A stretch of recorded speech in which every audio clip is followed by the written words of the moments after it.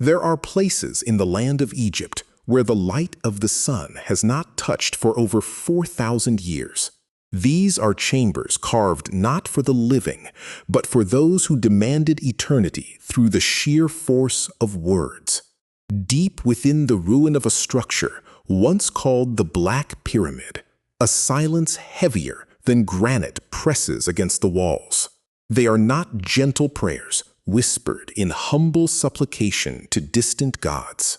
These are commands, precise and unyielding, spells designed to break the jaws of death itself. To speak them aloud was to seize control over the cosmic order, to tear the spirit from its corpse and launch it into the indestructible stars. For generations, the pharaohs buried beneath these spells believed they had conquered the one absolute certainty of mortal existence. And as you stand in the cold gloom of that burial shaft, the blackened stone seems to echo with a question that still has no answer. Did they succeed, or did they simply carve their defiance into the rock as a final, desperate scream against oblivion? The mystery does not lie merely in the meaning of the glyphs, but in the terrifying ambition that birthed them. They are the ultimate psychological artifact, a recorded blueprint for the soul's escape velocity from the grave. They demand immortality as a divine right encoded in a syntax of absolute power. To understand the anomaly, we must first travel back to the golden age of the Old Kingdom, around 2400 years before the Common Era. It was a time when the king was not merely a ruler, but a living god destined to return to the sky from which he came.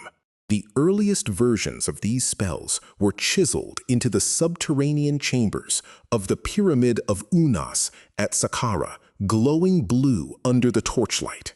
But the Black Pyramid, built centuries later by Amenemhat III at Dashur, held a darker, more fragmented legacy. Unlike the towering perfection of Giza, Amenemhat's pyramid was a structural catastrophe, built hastily with mudbrick and now a collapsed, ominous mound of blackened debris. Beneath that ruin, the burial chamber was a labyrinth of polished black granite, a coffin of eternal night designed to house the indestructible body of the king. They detailed the exact rituals for opening the mouth of the deceased, for repelling the serpents of the underworld, and for assembling the bones of the spirit. Yet the more we uncover, the more the boundary between ritual and raw technological intent begins to waver. Why would a civilization invest such staggering resources into carving millions of stone words unless they believed, with absolute certainty, that the stone itself would obey? The hieroglyphs were not merely decoration. They were considered living entities, magical machinery activated by the human voice. We tell ourselves that history is a solved puzzle until you trace your fingers over the precisely cut symbols of a spell designed to stop the heart of an assassin's spirit. The air in these tombs is not just stale, it is heavy with a preserved intentionality that modern rationalism struggles to absorb.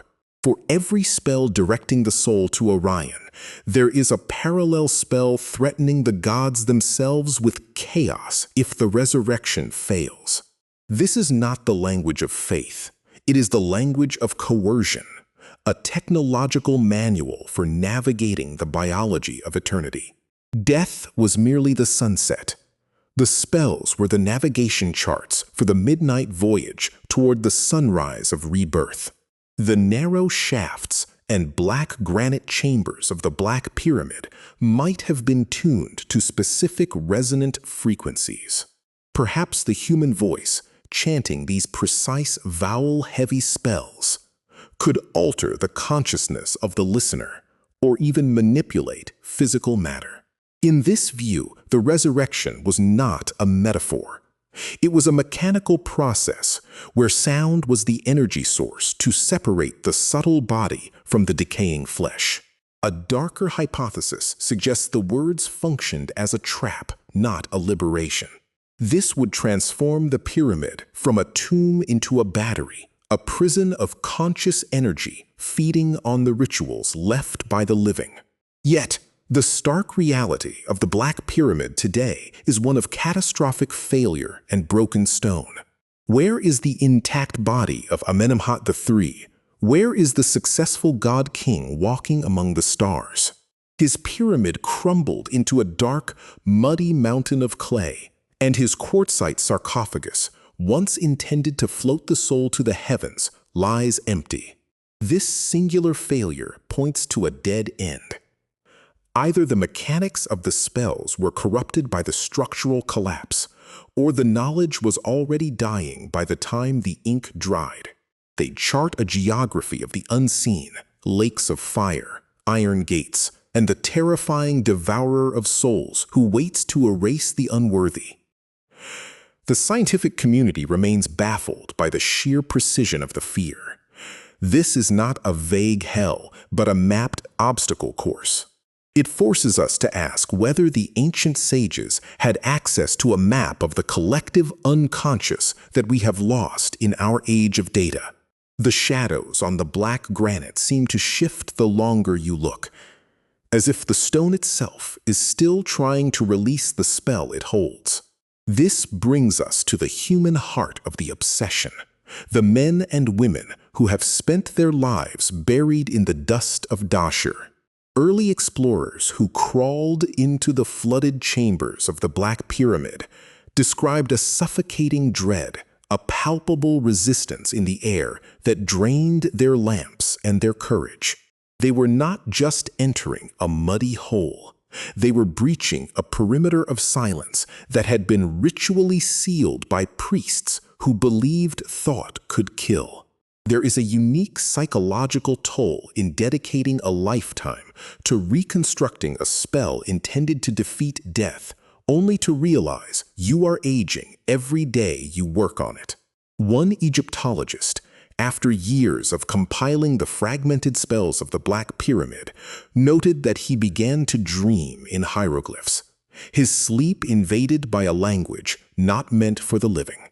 Whether this was a symptom of exhaustion or a genuine resonance with the ancient code remains a deeply personal, unanswered horror. We also cannot ignore the ancient robbers who defied the warnings and breached the royal vaults. Were they simply pragmatic thieves, stripping gold from the dead? Or did they also fear the unspoken power of the words they ignored? Folklore whispers that the guardians invoked by the spells are patient, that the punishment for a severed syllable is not immediate, but stretches across generations. We do not just want to translate the spell. We want to know if the pharaoh is still, in some shadow dimension, enjoying the feast of immortality he demanded. The ancients hurled their defiance not just at the sky, but at the infinite, silent clockwork of the universe, trying to jam the gears of decay with the lever of the tongue. And so we drift toward the unanswerable, fading like the last trace of incense in a sealed chamber. What if the fatal flaw was not in the logic of the spell, but in our modern definition of life? Perhaps the successful outcome was a permanent, conscious fusion with the cosmic order, a state of being where the individual ego dissolves into the fabric of the stars. The great failure, then, may be our failure of perception, our inability to see the blackness of the void as the final liberating garment of a god. There is a comfort in believing history is a solved puzzle until you stand at the edge of this silence and hear the faint echo of a chant older than language. We are left with a puzzle missing its central pieces, a spellbook with the crucial page torn out by the damp breath of time. But the darkness of the Black Pyramid was never just about the blackness of the granite. It was about the darkness beyond death that humanity has always tried to colonize. Every civilization builds myths to bridge that abyss, But only the ancient Egyptians built a device of stone and language, a machine precisely calibrated to traverse it. We must sit with the unsettling possibility that the machine was real, and that the silence we hear now is merely the silence of a power source that ran out. Or perhaps the machine is still running, humming at a frequency our modern ears are too filled with the noise of logic to perceive. The mystery of the spells meant to control death does not end with a satisfying answer. It ends with a shiver that walks the length of your spine. It leaves you wondering if the very word you are reading possesses a weight and a soul that we have forgotten how to listen to. They assert that death is not a biological inevitability, but a boundary violation that can be legally challenged through the right incantation. The entire structure of the pyramid was a lawsuit against decay, filed in the court of eternity and carved into the bones of the earth. We, the descendants of pragmatic logic, stand as the silent jury, looking at the evidence of a miracle that never came or came in a shape too vast to recognize. Perhaps the spell was never for the pharaoh at all. Perhaps it was for us, the discoverers, meant to awaken a dormant insight about our own relationship with the infinite. The pyramids are not tombs, they are questions, and the Black Pyramid in particular is a howl of protest frozen in architecture. The hieroglyphs on those black walls are not dead language. They are a state of suspended animation, waiting for a voice to reactivate the circuit. Every beat of silence in that chamber is a century passing, and the spell simply waits, devoid of the human impatience that defines our short lives. And this is the ultimate psychological twist of the enigma. The spell demands belief to function, but we have trained ourselves to approach it only with a dissecting, disbelieving mind. So the experiment can never be rerun. The conditions of the ancient magic, absolute fear and absolute faith, cannot be replicated in the laboratory of modernity. As time grinds the outer casing of all things to dust, the spells remain, a seed of madness and wonder planted in the dark soil of the human subconscious. And in the absolute quiet of a starsless midnight, one might almost hear the faint, triumphant laughter of a pharaoh who has successfully dissolved into the starlight. The desert wind covers the tracks, the black granite seals the void, and the words meant to control death remain utterly, terrifyingly unread in the language of the living.